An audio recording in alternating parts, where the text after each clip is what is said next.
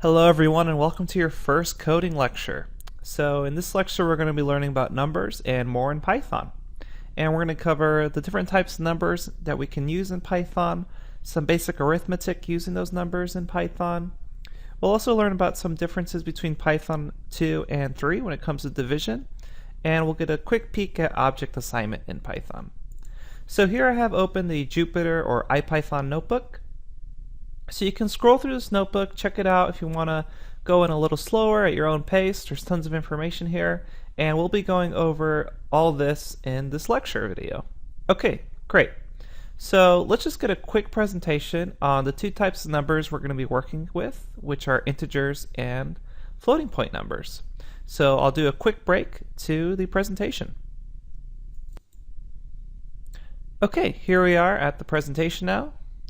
And there's a lot of different types of numbers in Python, and we're going to focus on two types right now, integers and floating point numbers. So integers are just whole numbers, positive or negative. So for example, 2 and -2 are just examples of integers. And floating point numbers is the other number type we're going to be concerned with right now. So floating point numbers have a decimal point in them, or they can use an exponential e to define the number.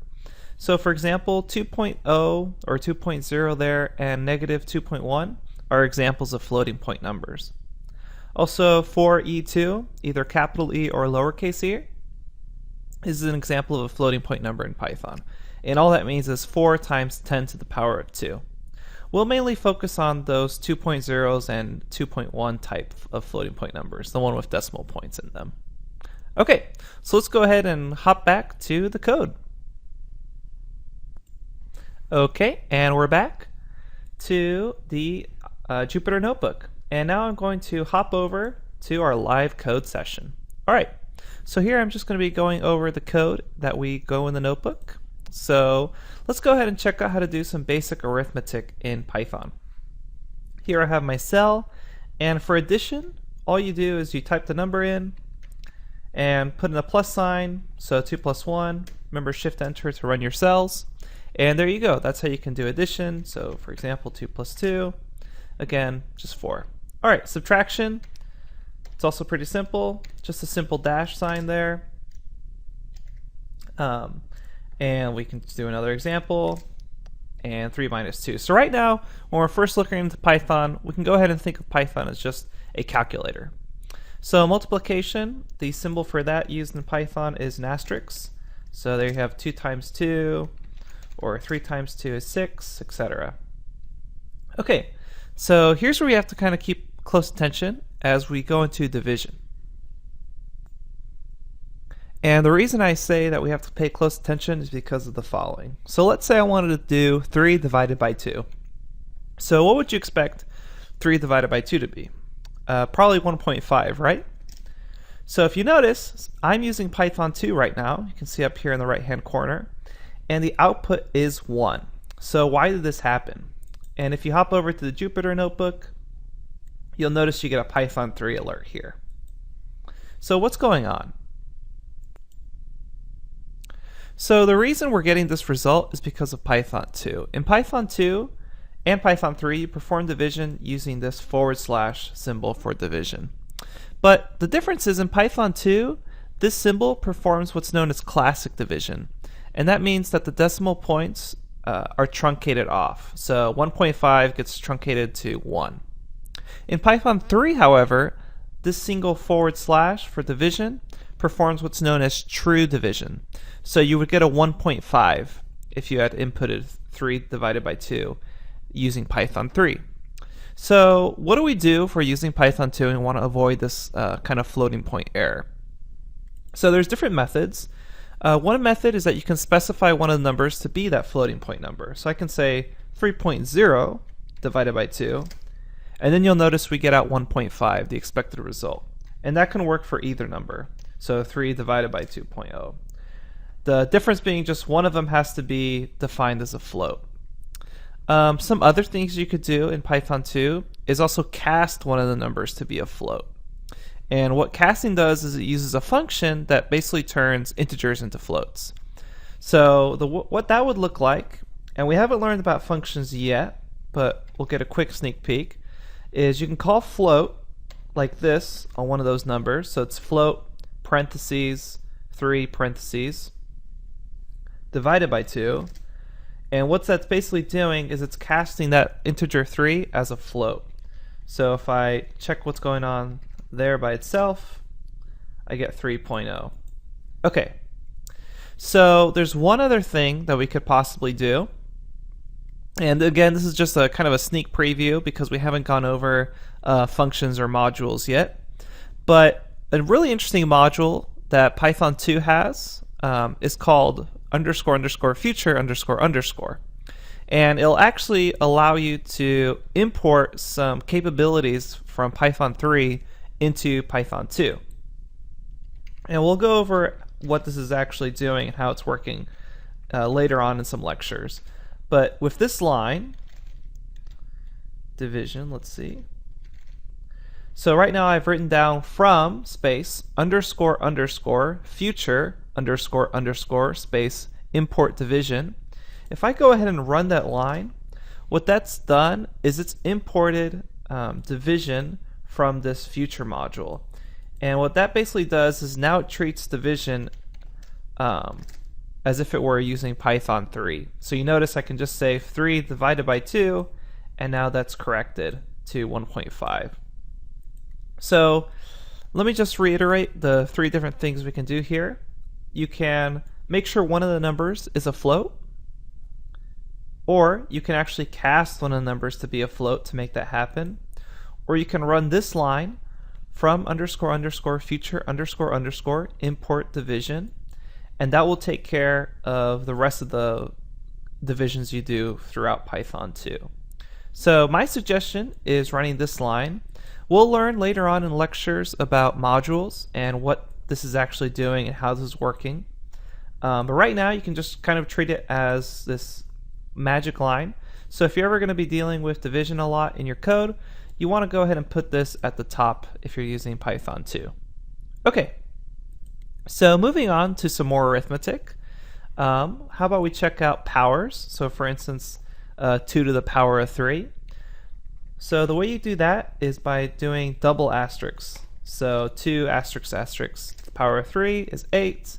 I can say 4 to the power of, let's say 5, that's 1024. And we can also, if we want to do roots that way, so I could say like the square root of 4 is the same as 4 to the power of 1/2, in this case 0.5, and that's the same as the square root of 4. You can also do square roots by importing the math function, but importing the math module, excuse me, but we'll look at that later on in the course.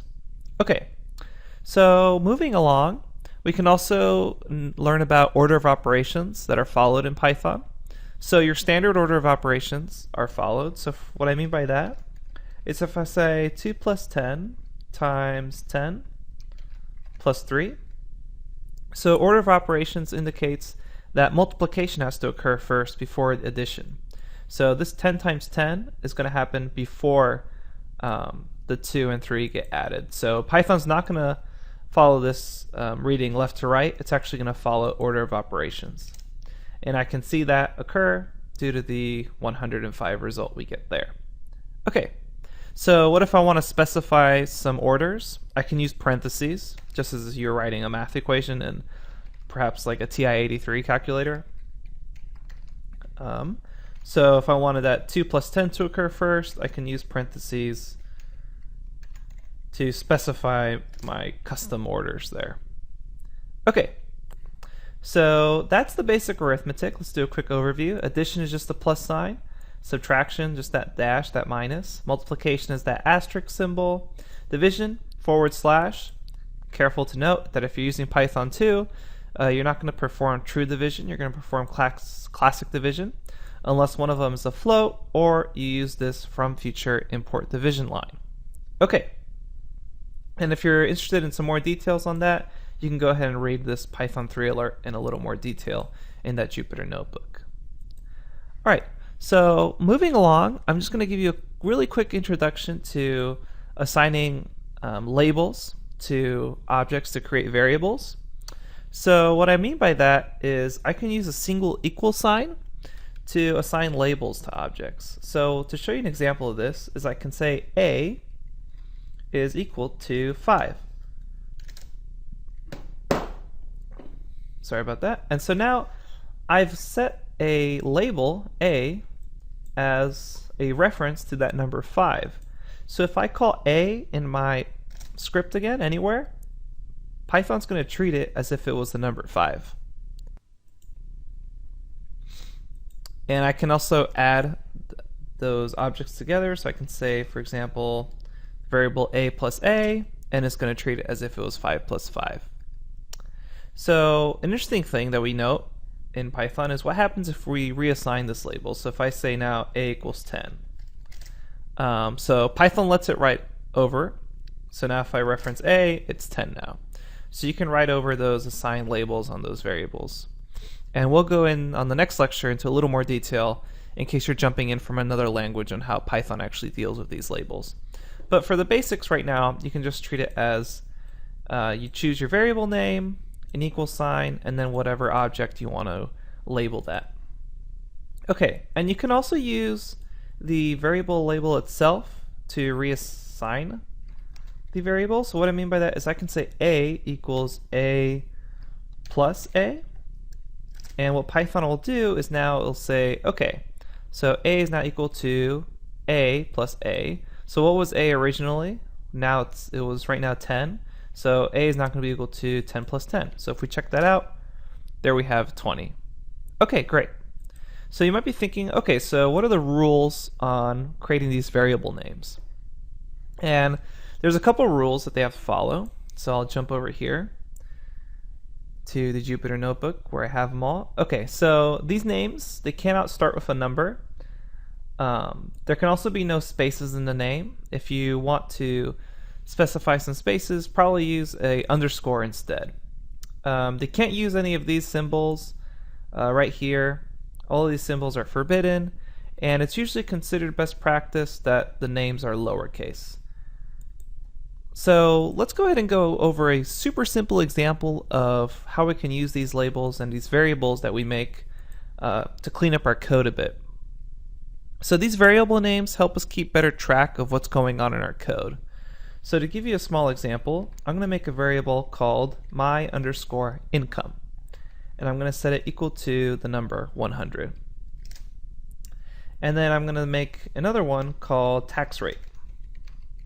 Tax underscore rate. And I'll set that equal to 0.1. Great. And so now, finally, I'll say my underscore taxes that I have to pay is going to be equal to my underscore income multiplied by my tax rate. Great.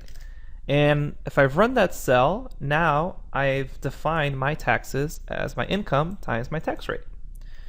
And if I call it to see what that value is, it's 10. So 100 times 0.1, that 10% tax rate, my taxes are $10. Great. So what have we learned? We've learned some of the basics of numbers in Python. We've also learned how to do arithmetic and use Python as a basic calculator. And we wrapped it up with a quick introduction to variables and how we can create them and label them in Python. So next up, we're going to learn a little bit more of how this variable creation and labeling works. But go ahead and feel free to just mess around with Python. I think one of the best ways to get a quick introduction to Python is just treat it as a calculator. And then with the introduction of variables and labeled names, you'll slowly get more and more complex with your code. But go ahead and mess around with different additions, multiplications, powers, etc., divisions. Make sure you really understand how to do all those operations, because numbers is going to be one of the main building blocks we work off of in our code. So keep in mind the difference between integers and floating point numbers, differences between Python 2 versus 3 when it comes to division, and all the different arithmetic you can use Python for. Okay, so that about sums up our lesson. Remember, there's always more to read in the Jupyter Notebooks if you want to go into a little more detail over anything. Alright guys, thanks, and I'll see you at the next lecture.